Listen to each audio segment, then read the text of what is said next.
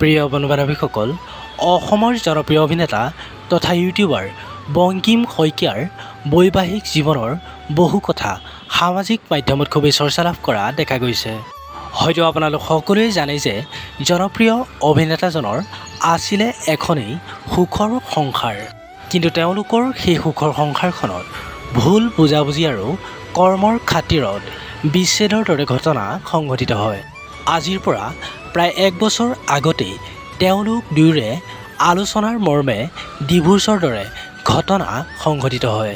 আৰু সেই সময়ছোৱাত অভিনেতা বংকিম শইকীয়াই তেখেতৰ ইউটিউব চেনেলৰ লগতে ইনষ্টাগ্ৰাম আৰু ফেচবুকৰ পৰা তেখেতৰ পত্নীৰ ফটো আৰু ভিডিঅ'সমূহ ডিলিট কৰি দিয়ে।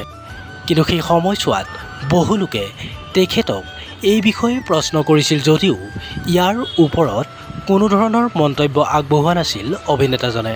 কিন্তু সম্পূৰ্ণ 1 বছৰৰ পিছত অভিনেতা বংকিম শইকীয়াই এটা ভিডিঅ'ৰ জৰিয়তে তেখেতৰ অনুৰাগীসকলক জনালে তেওঁলোকৰ মাজত আচলতে ডিভোৰ্চ হৈছে নে নাই। প্ৰিয় বন্ধু-বান্ধৱীসকল, এই ভিডিঅ'টোৰ মাধ্যমেৰে জানো আহক অভিনেতা বংকিম শইকীয়া আৰু ত্ৰিবেণী শইকীয়াৰ মাজত সঁচাকৈ ডিভোৰ্চ হৈছে নেকি জানো আহকচোন। যদি ভিডিঅ'টো চাই ভাল পায় ভিডিঅ'টোত এটা লাইক কৰি চেনেলটো ছাবস্ক্ৰাইব কৰিবলৈ নাপাহৰিব। ইয়েছ, মোৰ ডিভোৰ্চ হৈছে। কেতিয়াবা কি হয়, দুজন ইণ্ডিভিজুৱেলে একেলগে এটা ৰাস্তাত একেলগে যাব নোৱাৰে। বহুত বস্তু আহি যায়, কম্পেটিবিলিটি ফেক্টৰ্ছ আহি যায় যে মই ভাল পোৱা বস্তু তেখেতে ভাল নাপাবও পাৰে বা তেখেতে ভাল পোৱা বস্তু মই ভাল নাপাবও পাৰোঁ।